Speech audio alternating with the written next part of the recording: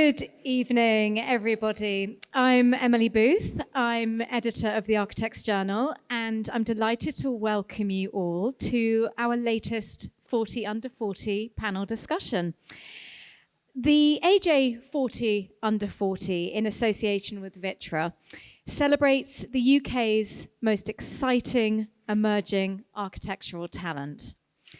And our huge thanks to VitrA this evening for hosting us in their fabulous new showroom and for making this event possible. So our discussion topic today is what's new in housing.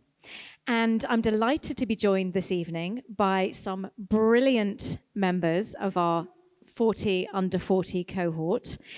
We've got Jennifer O'Donnell, co-founder of Glasgow-based architecture studio O'Donnell Brown. We've got Tom Lewith, who's co-founder of creative architecture and design studio TDO, based in Southwark. We've got Chloe Phelps, who's CEO of Grounded, which is a member of Place Capital Group, and she's also formerly head of Common Ground Architecture. And we've got Yẹmi Aládérun, incoming development manager for the Meridian Water team, Enfield Council, and public practice associate. So welcome all. Each of our speakers are going to be giving a short presentation about what they do and key projects they're working on.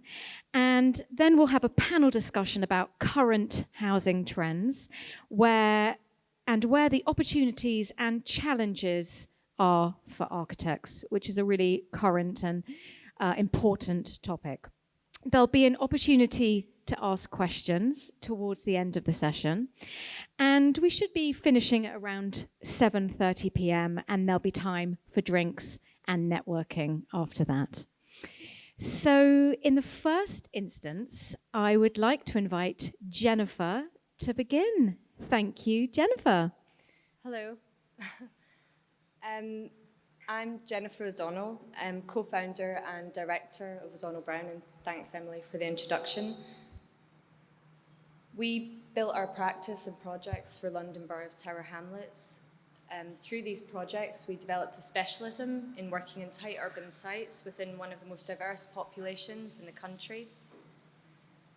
Sam and I then moved the practice to Glasgow in 2016, and from our self-built studio, we try and test ideas through our teaching initiatives like Experiencing Practice, where we bring students into practice, and our self-initiated projects like the Community Classroom. Here, we partnered with Bernardo's Works, an employment programme for young people, to build a prototype for an outdoor classroom to test how we could improve outdoor learning environments. And this collaborative approach has led on to a number of structures, including the Rainbow Pavilion with Glasgow artist Kate B. Robertson. We are energised by this way of working, and these themes feed into the studio's other projects. And in terms of housing, this currently ranges from, I'm just going to change the slide, the Foundry, which is a 206-unit mid-market rent scheme for Places for People in Glasgow, and on the right, the UK's first Passive House Plus scheme in Norfolk. The regeneration of vacant and derelict land weaves its way through most of these projects and the impact on the communities that it sits within. And I want to now focus on two short case studies. We build lasting relationships as a studio, and our self-initiated work on the classrooms that I showed led directly to the studios working with Bernardo's to develop new housing solutions for young people leaving the care system. Gap Homes North Glasgow is the first of 7 projects with Bernardo's that we're working on, developed from a concept of protection, enclosure, and community. The homes are purpose-built on vacant sites that the local authority have gifted to Bernardo's, like this one in North Glasgow, which enables us access to new locations, and young people are more visible then within the community, and there are added regenerative benefits for the area. The homes themselves are arranged around private, semi-private and public spaces. I'll just click through them just now.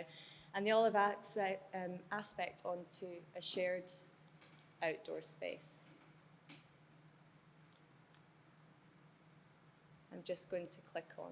If you just give it a minute, it's a little bit sticky. So crucially, these homes form shared outdoor space, and they are around a courtyard.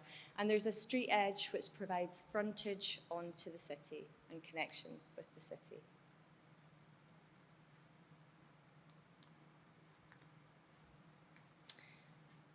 There's a strong client-led desire in these projects to now develop off-site modular model to ultimately reduce the on-site time and deliver this much-needed housing more quickly.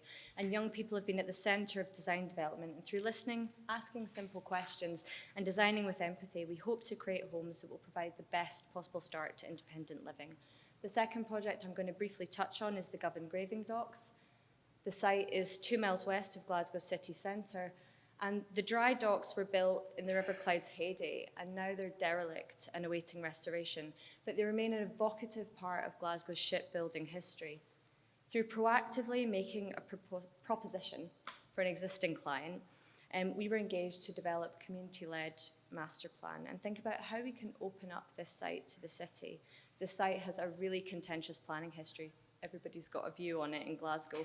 And so we discussed with our client that rather than starting the conversation with the housing, that we go out into the community, we speak to people and we listen.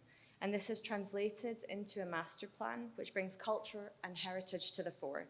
Highland Lane and Urban Pier tracks a historic route to the river in blue on this image, with workshops for community groups in pink, Dry Dock 1 for restoring historic ships, and on the right-hand side, an urban wetlands. By taking an open partnership approach with the council, locals and our client, this will form the basis of a new neighbourhood, which 300 new homes will help to frame. And short term, they're credible partners who are helping us open up this derelict site to the city, the Gov Wetlands project, the Dandelion Initiative, which is about food production. The Gov Engraving Docks is going to be turned into an unexpected garden. And we find that so often there's a disconnect between the people who will benefit from the site and the people who own the site. And we're told here that the community feel like they are being listened to, their voices are being heard, and we're really looking forward to taking these early designs forward in the coming months. And I'll conclude by saying that this is all, of course, now framed as we move towards what I hope is a post-pandemic context. And in this respect, there are 3 themes which run across all of our housing work currently. Homes that are good for our health. Physical, mental health is improved by providing access to good quality, well-designed external space and connections to nature. Homes that are good for the climate. We need to make a positive contribution towards the international ambition of net zero. I should say that Glasgow's targets are among the most ambitious in Europe. We need to exceed building standards, create sustainable neighbourhoods, maximise reuse opportunities. And homes that can be worked from. Homes need to be flexible to meet the challenges experienced during lockdown, that we all experienced during lockdown, such as social isolation, but there are opportunities there in terms of adaptability. A good home is a basic human right and crucial to a person's well-being. So I hope that what I've discussed today in terms of O'Donnell Brown's work, it's given us the opportunities anyway to test new solutions which can hopefully lead to better prospects, and I'm looking forward to taking that discussion forward with the panel this evening. Thank you. Thank you so much, Jennifer. And so interesting to hear you talk about designing with empathy. I think that's something we can probably discuss when everybody's done their presentations. Lovely presentation, thank you. And next up, Tom. Thank you so much for presenting. Thanks so much, Emily. I'm Tom Lewith. I'm a co-founder of TDO. We're an architecture studio based in Southwark. We've got a focus on residential architecture among other sectors. We've got quite a varied portfolio, and about maybe a quarter of our work is modular. So I was going to talk about that today, and some of the projects that have influenced the lens which we see modular architecture through. So this is actually the first project we ever did. We started the practice on the back of 2 projects: Doll's House, which is this, and Pond House, which we built ourselves. And both were projects where we were trying to figure out what it is about designing buildings together. There's 3 of us who founded the practice, and what architecture meant to us, and how we wanted to design together as one. So what we kind of discovered is simple forms, face finished materials are really important to our work. And we went on to design Old Church Street, which is the first sort of proper building, I suppose. And that was our introduction to off-site construction of prefabricated elements. You can see the sort of patinated brass elements in the elevation were delivered as components. So that was a sort of a new encounter for us as well. So these projects all sort of influenced what we felt architecture means as product, but also as a process. So we went on to explore that through collaboration. So we've done a series of collaborations with different artists and designers in different fields. This one was with Hannah Martin, who's a jewelry designer. And what we find quite interesting about these collaborations is the thought processes that other designers bring to it and what that means for how we design. This one was with James Bridle as an artist, and we were designing a gallery space for him on a rooftop in Peckham. His work explores, or this project explores the idea of surveillance and the questions around ownership of that. And our gallery space we designed for him was repurposed water storage tanks, which used rapidly deployable pre-existing and prefabricated technologies. In our experience on these and other projects we've done in collaboration with other designers, we found that they require compromise, which is something we see as having gone through these projects as an opportunity to explore ideas with each other, and that compromise through collaboration being an opportunity to learn from each other. And we strongly feel that the projects that come out as a result are a lot stronger. So just moving on to modular architectures, which is what I started out talking about, we see that collaboration and exploration as an important departure point when considering modular. And we see modular as being quite important to, or having a very important role in the housing crisis and the climate crisis, and embracing it as an important consideration. It does have a bit of a mixed reputation. It can be considered crude and repetitive, and sometimes it is. But we also see that as a constraint to explore. And we did that on this project in collaboration with manufacturers. This Fab House, which we designed for Urban Splash and Place for People.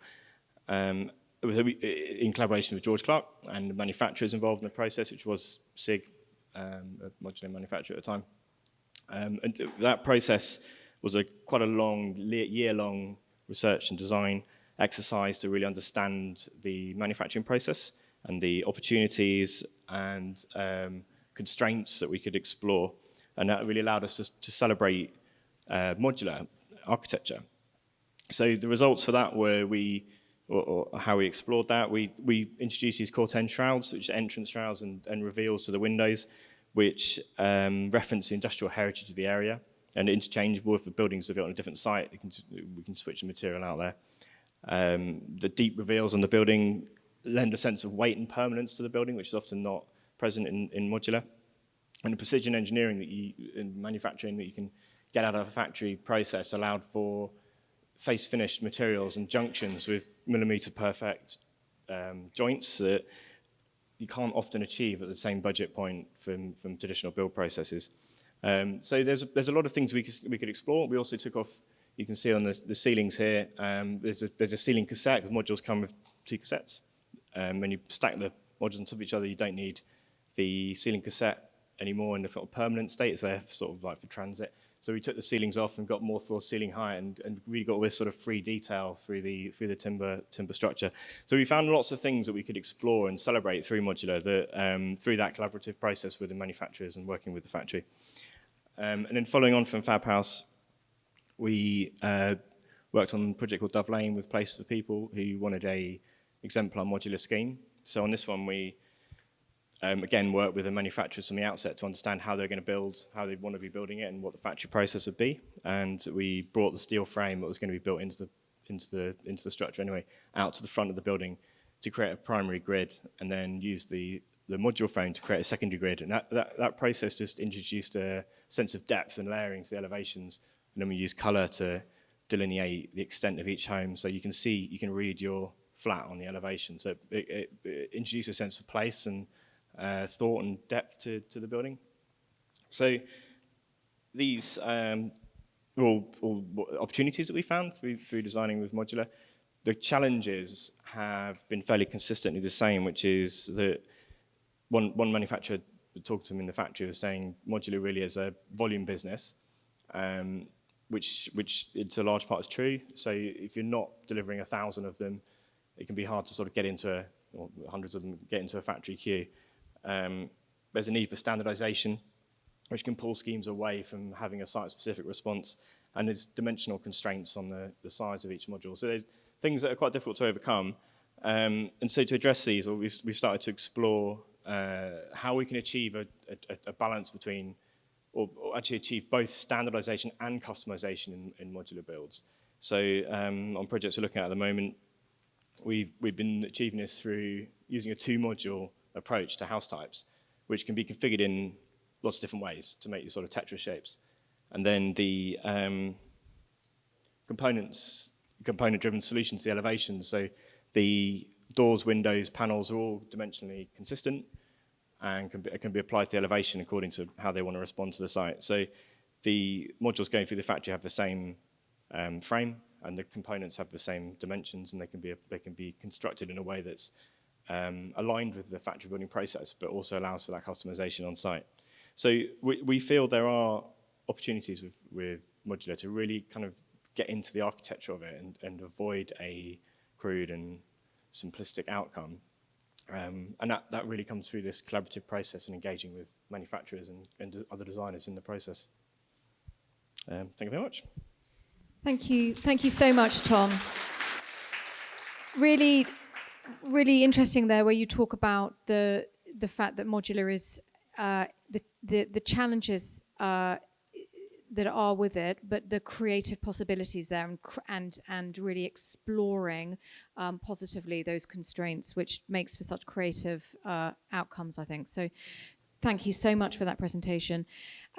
Chloe, over to you. Thank you. I'm going to try, hopefully the clicker works. Yes. So hi, I'm Chloe Phelps.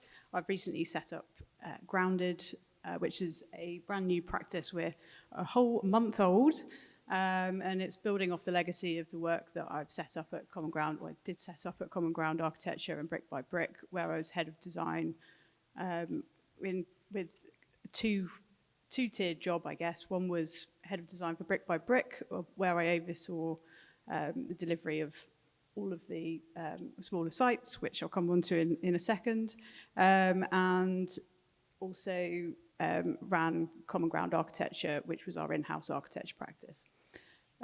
Moving over now, I'm part of Place Capital Group, which is a development company that's also been recently established, based in Manchester, predominantly starting to look at work and housing estates in the northwest of the country, really looking to bring life back to a lot of these kind of forgotten estates that have been left to kind of run down and not really be maintained.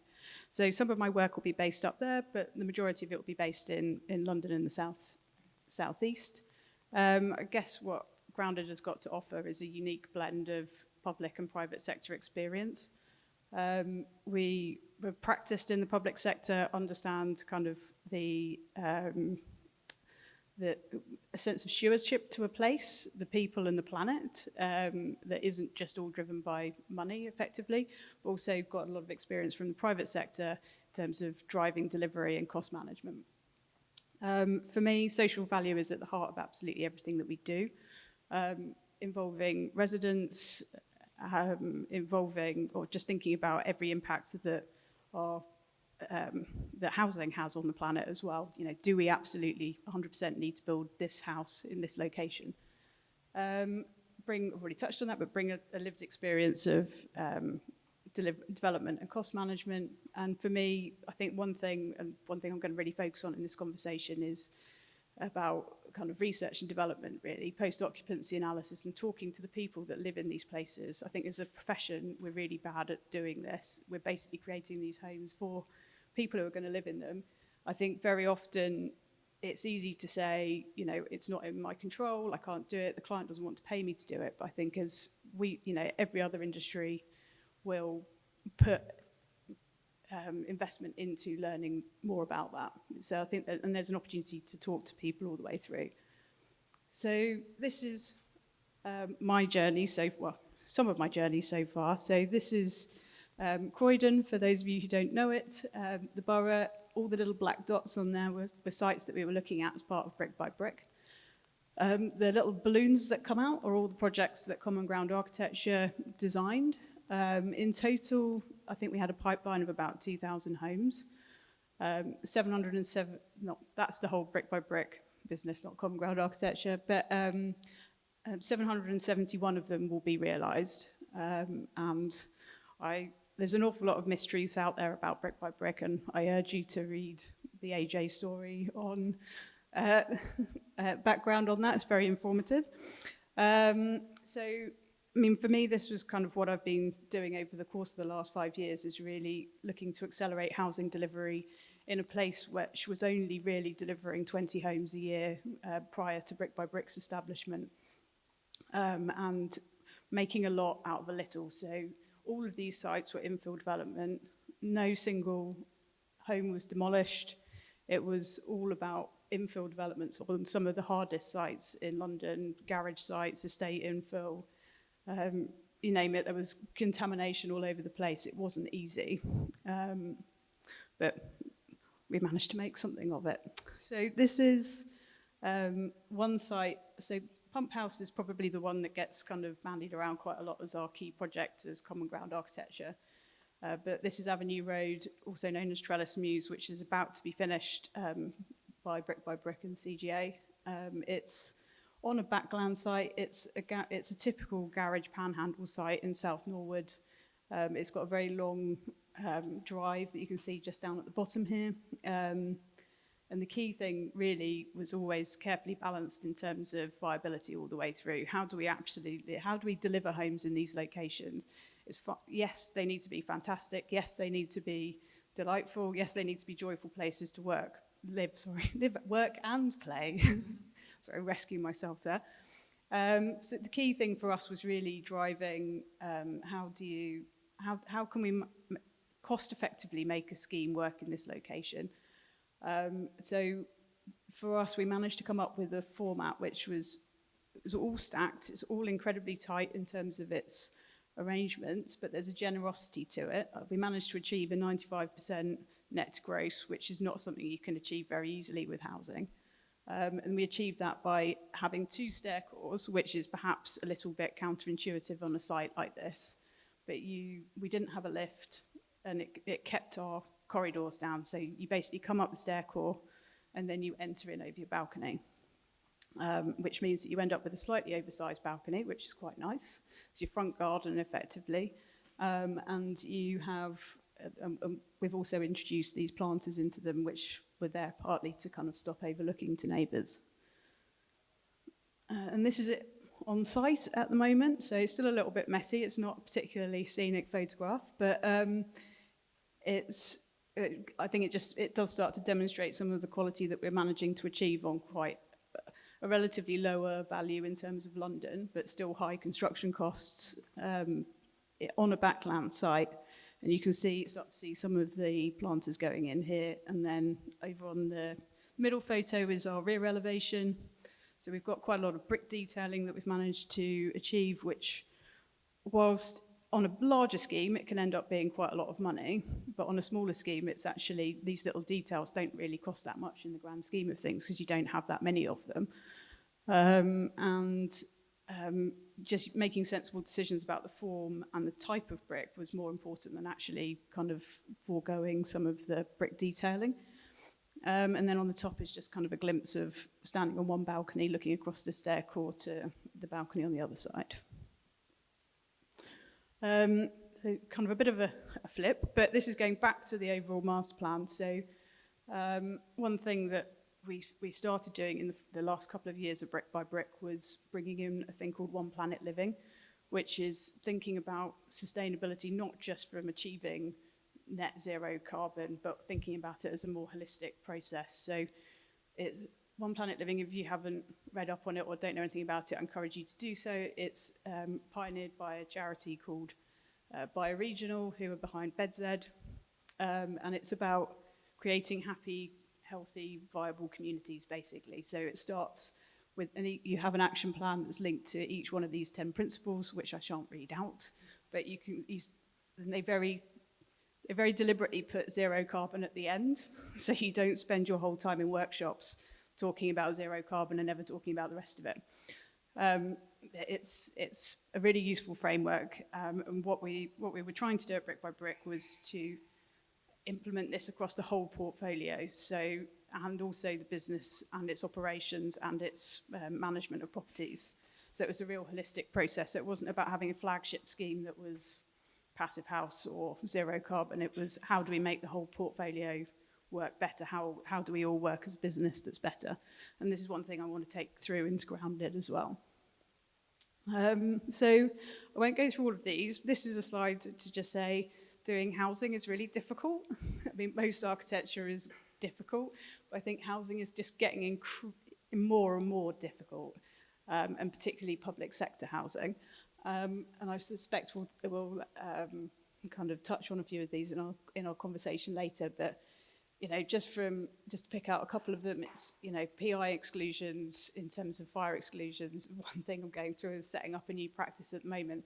It's going to be really difficult to think about refurbishing buildings, and you know, that should be the first question before we even start to think, is this the right place for a new home? But my point with this slide was, this is all background stuff. Ultimately, our job is for the client and to get them to talk to the people who are going to be living in these homes. And they're the two people that we really need to be understanding.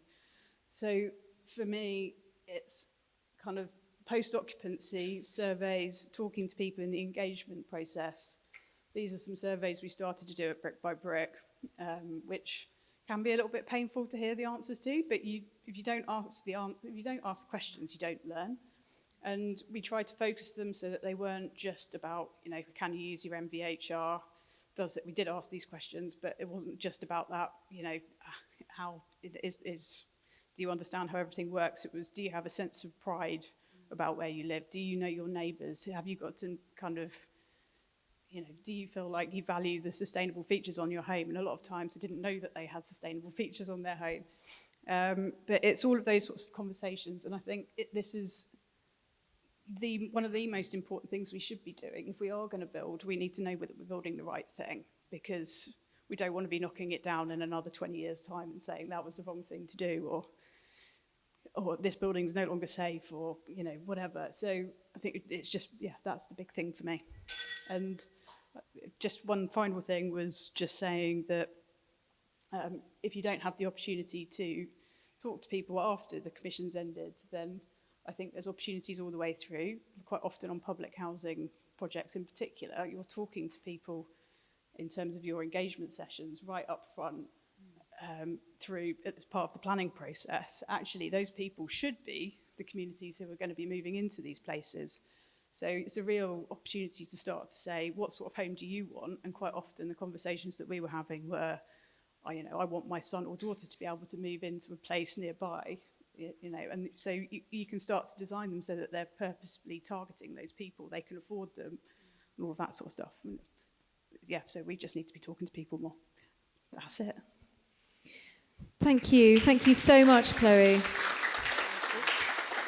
Really, really interesting points there about the importance of communication with residents and the community, and that focus on post-occupancy analysis, and being open to learning from that. I think there's so much that we can take from that, so thank you.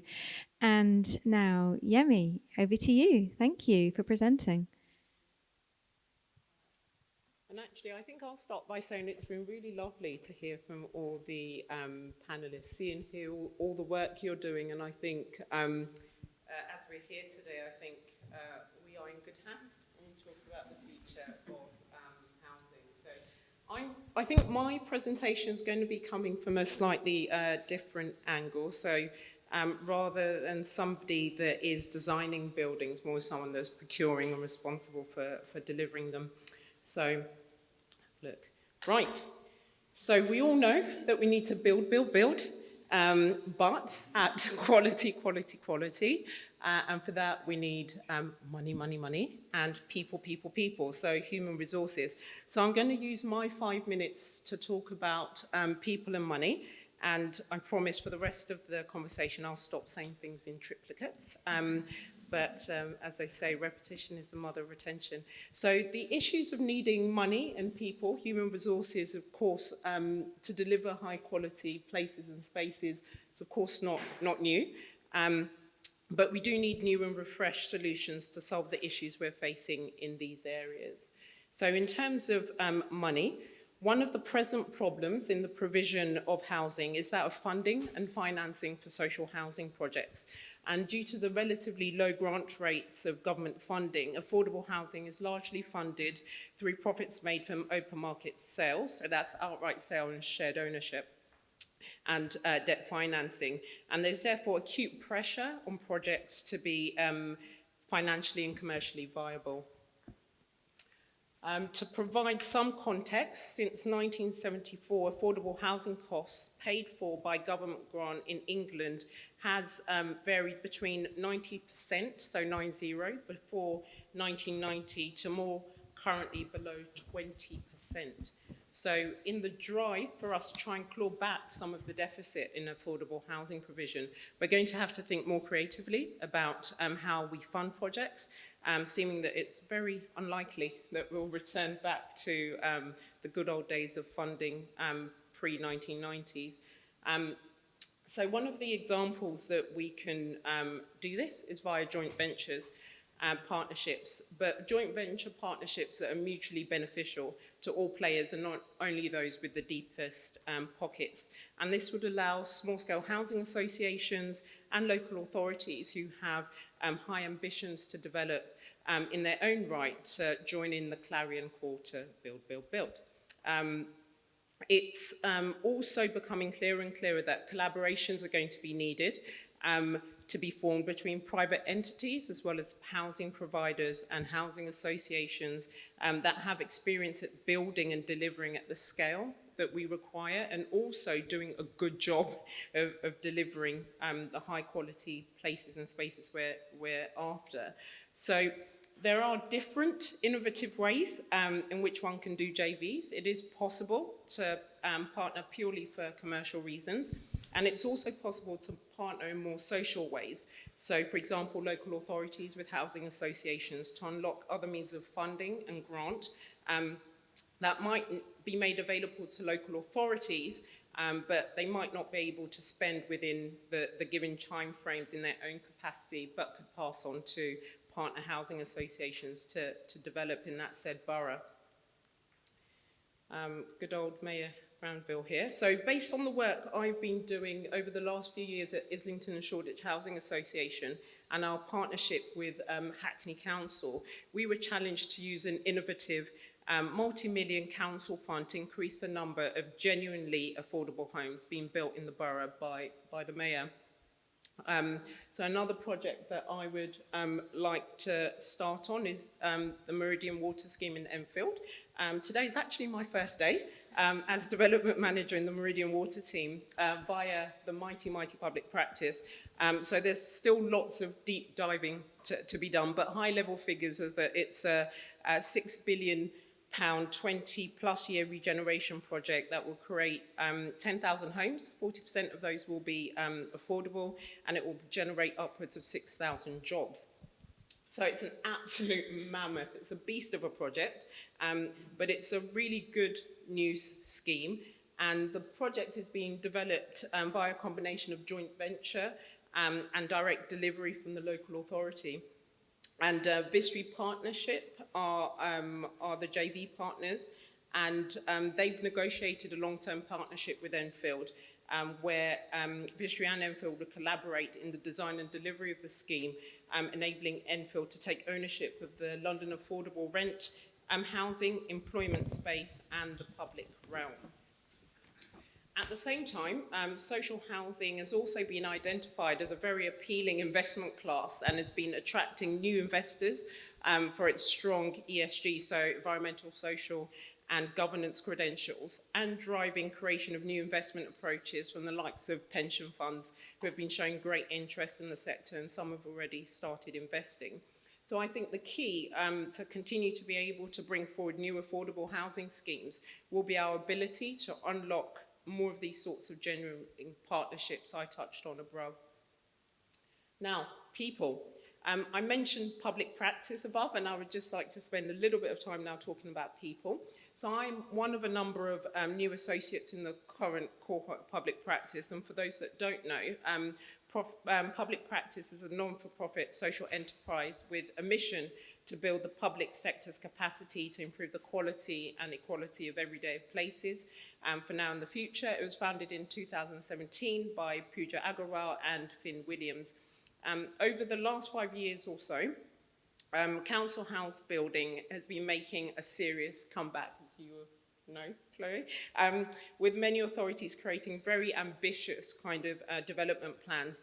And the rejuvenated ambitions have been as a result of a combination of access to alternate funding, the government's announcement in 2019 to remove the borrowing cap on the housing revenue account, this really giving councils the freedom to borrow to fund their ambitions, to build at scale for the first time in a generation, and also mayoral support, strengthening of in-house project teams to inject design expertise into local authority planning departments. This internal capacity building is a service that's been sorely needed for a number of years. And again, for some context, in 1979, 49% of qualified architects in the UK worked in the public sector. Following decades of cuts and outsourcing, that figure is now at about 1%. It just hasn't been very sexy for architects to work in the public sector. So public practice have stepped in. And they've really shown to be leaders in the drive to bring about change in public sector capacity. So just a few more slides here talking about the very wide range of roles that there are in public practice. A bit slow. Or it doesn't want to move from here. It's going to go on about 10 slides. Yeah. There we go. Can skip through that one. Yeah. Again. Okay. And then I think one more. Okay, so final slide. So I'll just end with a call out to anyone that wants to be part of the public practice movement. And I think it definitely is a movement. And as I say, it's all about building people power with wide-ranging skills to assist in improving the quality of public house building. Please do get involved. Applications are now open for placements commencing in April 2022 and an open day on the 9th of November to find out more. So join me. Thank you. Thank you so much, Yẹmi.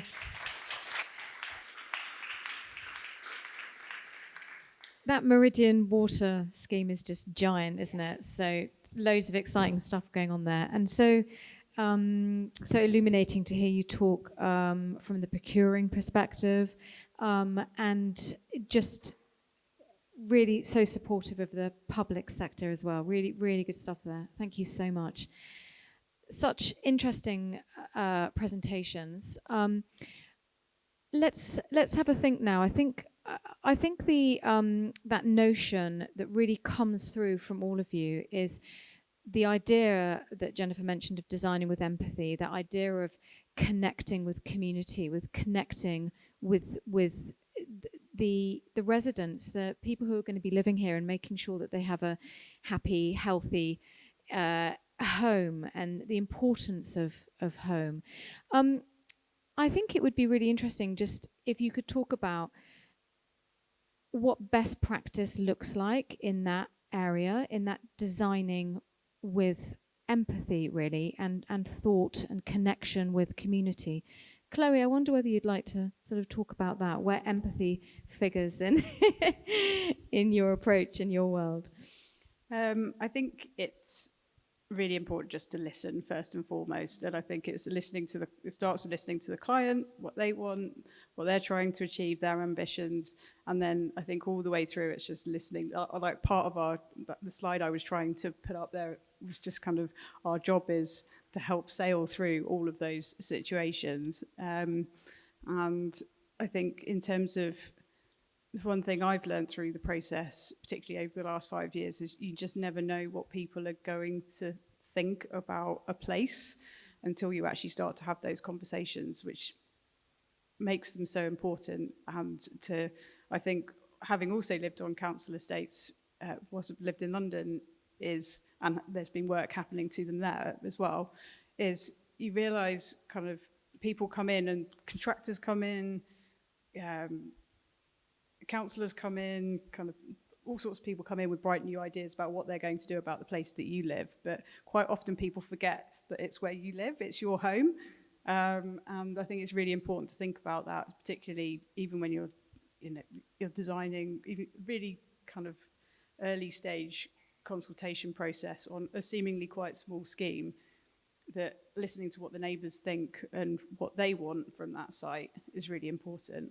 And I mean, sometimes it's really difficult to get them to talk to you as well. Like there's certainly been estates that I've worked on where, the issues that the people have that live there are so complicated that they don't want to come and talk to you either. So you've got to be prepared for that situation as well. And at that point, you need to talk to local councillors and really understand more about the place. So I think it's just, you never really know what you're going to come across. And I think the age of the architect being the aloof, all-seeing, kind of godlike figure that comes in and comes up with a grand solution for everybody is kind of gone. I think we're kind of the makers. Absolutely. And Jennifer, would you like to talk a little bit about that, more to the point of the designing with empathy, and how that really informs your work? Yeah, I mean, so often we are driven by words like optimizing, maximizing. Well, in the studio we are at the moment on the housing work that we're doing, bigger, all of that stuff. And I don't want to be naive and say that that's not important. Of course it is. It's critical. It's part of the process, but it's just that. It's part of the process. And I think that, touching, Chloe, on what you were saying about stewardship, social value, it's remembering that when we're designing housing, it's where folk are going to be living. It's so important, and it's remembering that we're doing what we're doing because it's about building for people. So I think remembering that architecture is for people is such a basic thing, but something that we come back to every single day in our practice and what we're doing. And the project that I touched on second of all, the Gov Engraving Docks, I mean, that project has been stuck for decades. The first scheme, there were 1,000 homes going to be put in those graving docks. It's this Grade A listed site, and there were going to be silos of car parking and 20-story. It was a different time. It was pre-2007 recession, and I think that's the other thing to say is that so much of what we do is there are forces that are out with our control as architects. But what we were able to do, in terms of coming back to the point about empathy, and putting people at the heart of what we're doing, is conversation, listening, suggesting a different approach and being proactive and saying to our client, look, you have this site that is stuck, and you have this site that is stuck because you're coming from outside of Govan, which is an area of Glasgow with huge deprivation, and saying, I'm going to put housing on the site. Now, 30% of that was affordable housing, but nobody heard that. What they heard there was a planning application that was rejected in 2017. What they heard was there's going to be housing on the site, and it's luxury housing, and it's somebody out with our area coming in. And they're not listening to us. They're coming to consultation events, fait accompli, with a proposal that I can't influence. So we said, just put it to the side. Let us just go out and start speaking to people and making connections and understanding that this process is bigger than one architectural practice.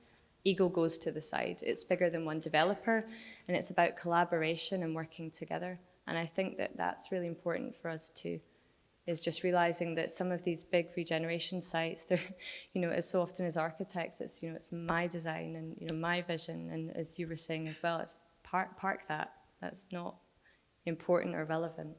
And so through doing that, we now have positive traction, and there's a fantastic, the wind has changed, and on that site it looks like, the community are behind what's coming forward. And I think the whole point of it is that we don't know what the end destination is, and our client doesn't either. There will be housing, we don't know what that will look like, what that will feel like, where it will sit, but it's been shaped by a collective rather than an individual practice or an individual client, and that's hugely positive for us. And it all comes back to the word empathy, and it's about people. Absolutely, and that sense that there really does seem to be a shift in approach. It feels like a very exciting time actually for architects and for their work in housing. Tom, picking up on that point there that Jennifer was talking about collaboration. I know that's something that you really were exploring in your presentation. Can you give some examples of your experience of collaboration, or any tips on best practice in that, making the most out of those collaborative relationships? Yeah, well, yeah, I think actually the points we're talking about now and empathy are really relevant to that. And in terms of our design process, the way we try to begin a project and understand it is very much in a process of understanding the brief, the client, the site, everything we can, and the user and the history and everything we can get about a project, and draw that and think about it and marinate in it as long as we can. And then in that process allows the design to materialize. So not approaching it with a preconception or that kind of thought of, oh, it's my first idea and it's going to be great, and I'll just sort of like post-rationalize this into being. So that kind of process, giving it time, it feels really important, and being open to other stakeholders and what they need out of it, and what everyone needs out of it. And then the more the sort of envelope and the more it tightens, the easier the outcome often ends up being. And I think that's true for collaboration as well. So if you're approaching it and not being precious and coming at it with your own requirements, but allowing yourself to sort of let go of pride and accept what everyone else is kind of coming to the table with is really important. And I think that as a practice, what was really important for us is when we set up as there's three of us, and myself and Doug, my business partner, we've been working together for 10 years or longer. I can't actually remember how long, but it's that long that we've been designing together longer than we have apart. So that kind of letting go of what you really want to be, or accepting someone else had a better idea, is a really important part of design, and getting something at the end which is better than what you would have had at the start. We used to have an idea that we charge a really low fee for like a first idea design. So you just get the first idea, whatever it is like, really cheap, just whatever comes into our head, you get it, and it's like the cheapest way to do it. But that obviously is ridiculous, and we've never done it. But like the sort of the process, having time, and like everyone who wants to speak and needs to speak, being involved in that is really important, and not panicking and thinking you've got to design it by this evening, or even if you do accidentally design it by this evening, kind of allowing yourself to let go of it and come back to it. So that process feels really important to just really high quality like design. So empathy and understanding everyone else who's going to use it and be involved in it is critical, obviously. Yeah. Thank you so much. And that, the point you make there about that openness and that willingness to learn, I think really comes across in your presentations. In terms of opportunities then, opportunities for architects, Yẹmi, I wonder if you want to talk a little bit to that point. Where are you seeing sort of key trends and opportunities for lots of these brilliant architects in the room? Yeah, so I think in terms of housing specifically, the housing market's absolutely buoyant at the moment, whether it be kind of homeowners wanting to relocate or kind of do up their homes to, fit with the new working from home arrangements, or kind of the really ambitious house building programs that we're seeing at the moment.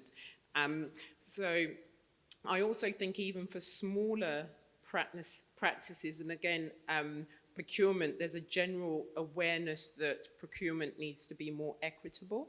So there is now opportunities for kind of emerging practices as well as more diverse practices to really get their feet in and be part of the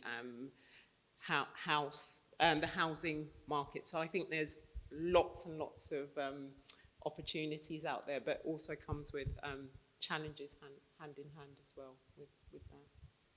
Thank you. And Chloe, I think just to hear from you on where you see those opportunities for practicing architects would be great to hear. What do you mean, in London, or do you mean all over?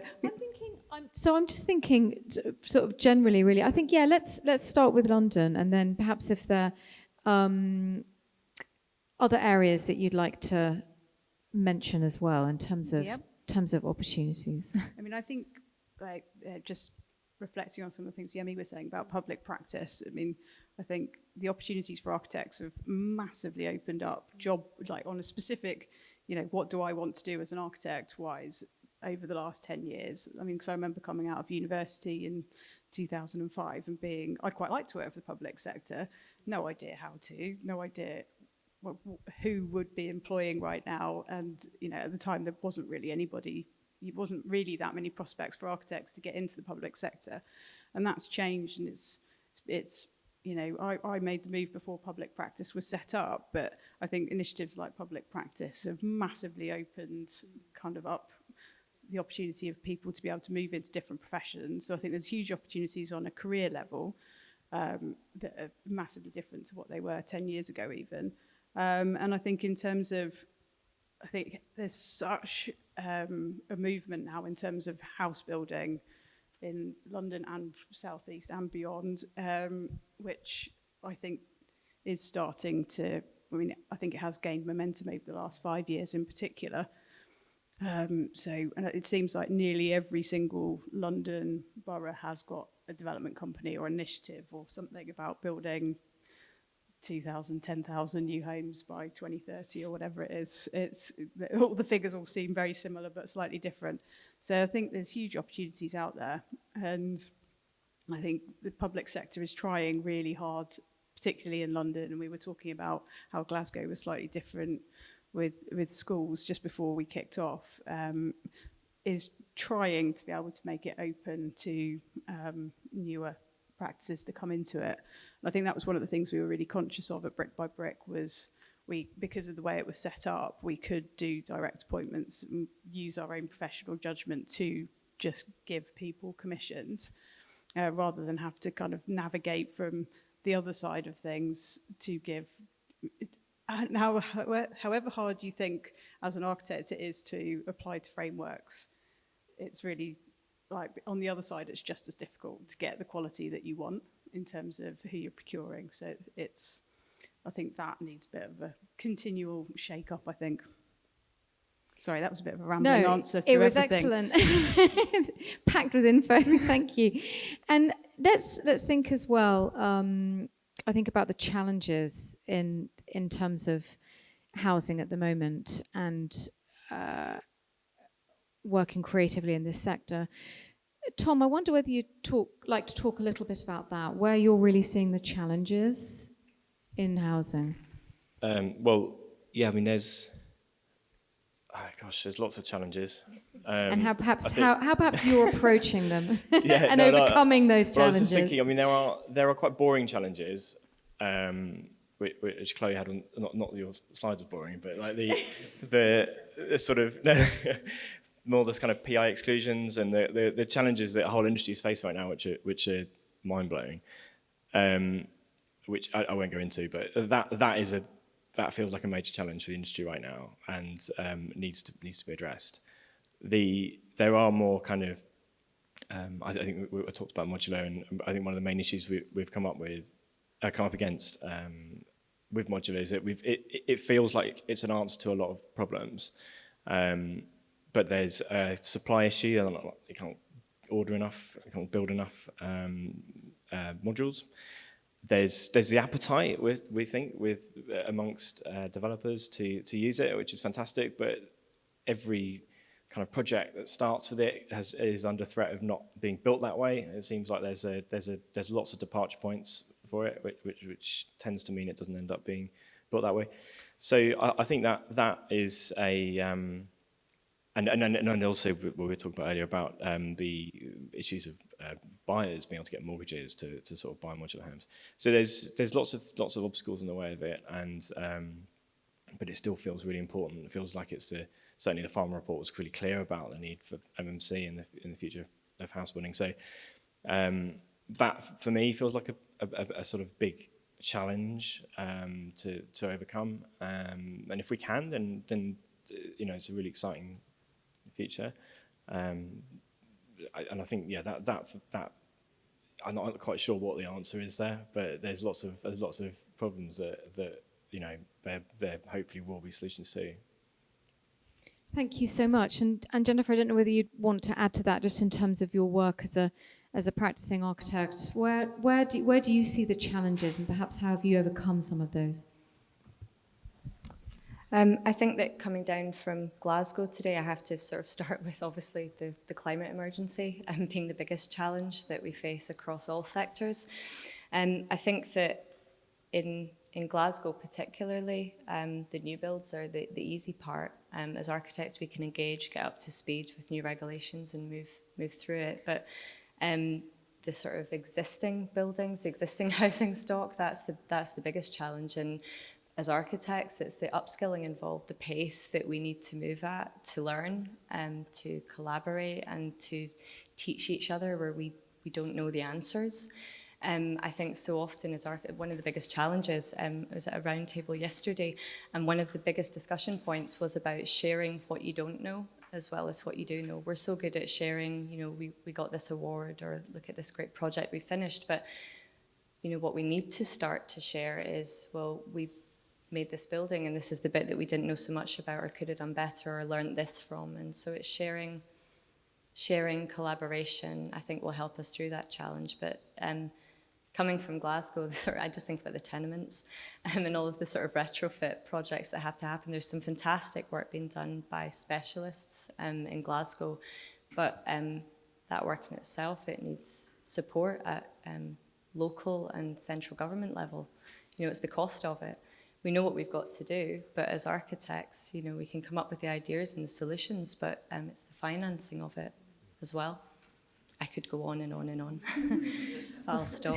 Well, certainly the climate crisis, I mean, it overarches everything at the moment, and is a massive challenge for all, but also seems to dovetail with that social sustainability as well. And I wonder, in terms of how you think housing can be more sustainable, both in terms of that environmental and social sustainability, and where they meet. Yẹmi, I wonder whether you'd like to talk about that a little. Sure. I think there are many ways, but in regards to environmental sustainability, one of the things that I think we need to really focus on and push the narrative of is kind of reusing and refurbishing rather than demolition. I think there's a massive amount of work to be done there, and rebuilding as the first point of call. It's not always possible, but I think where we can, I think the first approach should be to adapt and reuse. In terms of social sustainability, I think especially looking at it from the client side, I think there's a big step needed to look beyond targets and numbers, because I think we mentioned a lot of it is about optimizing, maximizing, and in order for us to create places that people will want to live in, work in, play in, now and the future, I think it's creating spaces for a diverse needs of people. That will contribute to the kind of high quality of life, that it can only be achieved through a process of co-creation. And again, I think we've touched upon it a few different times here, but developing together rather than it being seen as it being the solution coming from the architect or from a given professional, but working with the stakeholders right at the beginning of the process to develop something together. And I think that also leads to when we when you talked about empathy, I think that's directly also linked to empowerment and trust. And a lot of the times when you're looking at massive regeneration projects, there's a big issue of trust there. And this feeling that, developing something that won't be for the existing community and that people will be displaced. So you're working really quite sensitively to start off with. But if you're able to build that trust from the beginning and it being something that you're doing together rather than something that's been done to people, I think that's quite empowering for communities. So I think in terms of social sustainability, those are the kind of things we really need to look at and push on. Thank you. And Chloe, would you like to add to that point at all in terms of where environmental and social sustainability meet? Yes, and I just wanted to kind of add to what Yẹmi was saying and tie what Jennifer was saying earlier as well about empathy is really important, but also being really believable is important as well. And I think that's where kind of the optimization and all of that sort of stuff comes in together. And it's really important when you are talking to people that you 100% know you can do what you say you're going to be doing, because then that leads to, if you can't do it or you can't deliver it, then it leads to kind of years of discussion and engagement that carries on and people start to lose trust. But yeah, in terms of integration of social and environmental sustainability, I think the two go hand in hand, really. I mean, I think that's what I was trying to talk about with One Planet Living, and I don't get paid by One Planet Living, but it's just a really useful framework that, fundamentally, if you're not building something that's for a local community or makes that community better, or not makes it better, but kind of it helps live them happier, healthier lives, that they're going to want to value that building and they should want to cherish it and keep it there for generations to come. If you can design the most sustainable building and put it somewhere, but if it's not, people don't buy into it, then it's not going to last the kind of the length of time that it should, and we'll be taking it down in another 50 years, which isn't what we should be doing. Thank you so much. So very, very mindful of the time at the moment. It would be great to open up to questions from the floor. We've got some mics, so if people want to put their hand up, if they've got a question, we can get a mic over to you. We've got one here. Thank you. Hi, thank you. Yeah, really great speeches. Thank you, guys. Appreciate it. Question I had is in regards to public engagement. We obviously know that there's the public consultation event during planning. So putting that aside, how else do you generally engage with the public to really get their thoughts on the development and their input? So yeah, engagement with the public. Tom, or I would wonder whether you'd like to answer that first. Yeah. Your approach. Yeah, it kind of varies really. Depends on what. I mean, obviously we don't just do housing, but all different sort of sectors. It really depends on the project and who's around and what we're trying to achieve out of it. But I mean, I was thinking of schemes we're doing, already mentioning before about social sustainability and just sustainability as a wider subject that where we are doing kind of large interventions in a sort of townscape and which involves a lot of retrofit and new build, that we are using that, what I mentioned earlier about really kind of going into quite a lot of research and background in a project to understand it. We then hold consultations that just really engage on that level. This is what we found out about the project. This is or the site and what we're trying to achieve out of it, before getting into the point of having any kind of proposals or massing or things that look scary and a kind of binary in the sense of like it exists now because we've drawn it. So going through a process that's actually kind of meaningful and has that sort of more, there's more of a question than an answer, and then allowing that to be part of that process of developing a concept is feels really important. But yeah, I mean, often if we can on the site that we're talking about, I think the last kind of couple of years have been quite difficult, a year and a half. And we found that consultations have had to move away from being, I mean, going back to being in person now, but when they were moving away from being an in-person event or opportunity to being something which is more online or somehow like a Zoom session or whatever it might be. But that in itself has been useful because not everyone wants to go to an event or wants to be sort of approached, and we would sometimes do them as one-to-one sessions, so go to someone's house and talk to them with models and drawings, and it's much more of a kind of less threatening engagement. But some people don't even want that. They do want to be able to kind of understand what they're looking at and engage with it without it being a kind of in-person encounter. So really that has been added to the sort of spectrum of how we can do it. Yeah.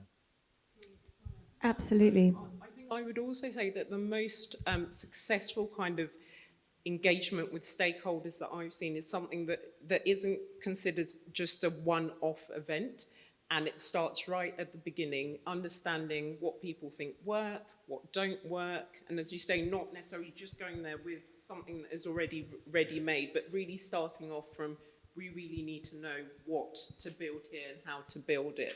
And that then being maybe a series of workshops as well, again, building trust, building this sense that the community are building it with you. So I think moving away from the idea that it's a consultation event, it's a process, I would say. So I think that's the most kind of successful kind of resident engagement kind of strategy that I've seen. I think that I would echo that, and I would say that in Gov in Glasgow, we've taken a strategic partnership approach with the local authority, and so working with them in partnership, they've identified specific community groups that we should speak to, and so then we've reached out to them, and having the council acting as a bridge between our client and ourselves and the community has helped hugely. And I think it comes back to this, you mentioned the word trust.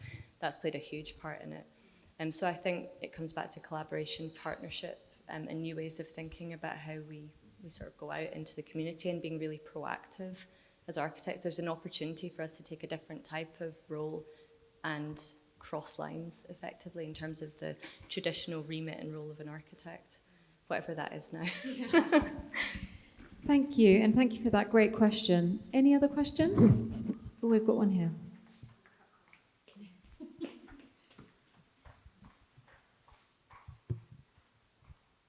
Hi, question for Chloe. You mentioned post-occupancy evaluation. Is that something that you as a practice have chosen to do, or is it now a requirement in terms of pitching to have a credible sort of post-occupancy process? So I'd say both. So it's something that I am genuinely interested in and have been interested in for a while, but I do think increasingly so the industry is looking for you to know how your building has been functioning, and particularly I think the awards system is starting to change as well to say, we don't want you to just get your photo just as the paint's kind of been applied and yes, we'll give you an award after that, thank you very much, we want to know how it's functioning. But I guess a lot of that post-occupancy that is already happening, and it is still really difficult to get that data. It can be very techie, and it can be very, how is the air tightness on my building, and all of that sort of stuff. And I think actually what I'm interested in is how people feel about their home, like what works for them, what doesn't work for them. And so some of the interesting tidbits of information we got from, or Brick by Brick got from its resident survey was, how easy is it for you to clean your windows? And, actually that's really useful information to know that, we all do those diagrams in terms of what you can reach on the building regs, and actually people are saying that's not okay, I don't feel safe doing that. So you're like, well, okay, well we need to think about how we better design windows. So it's kind of all of, it's the user experience, but it's also the kind of how do people feel about the way that their homes are laid out, and asking really interesting questions. How do you feel about the height of your windowsill? Is your window too big? Do you feel exposed when your neighbours kind of walk past, or do you enjoy the light? And it's just kind of asking those sorts of questions. Am I doing it right? Because I think particularly when you're working on larger scale residential buildings, it's really easy to just kind of go, oh, I'd quite like a big kitchen here in that one. You don't really spend an awful lot of time thinking about the layout of people's homes sometimes. And so so it's kind of a bit of both. Thank you. Another question? Hi guys, thank you for the talk and for the presentation.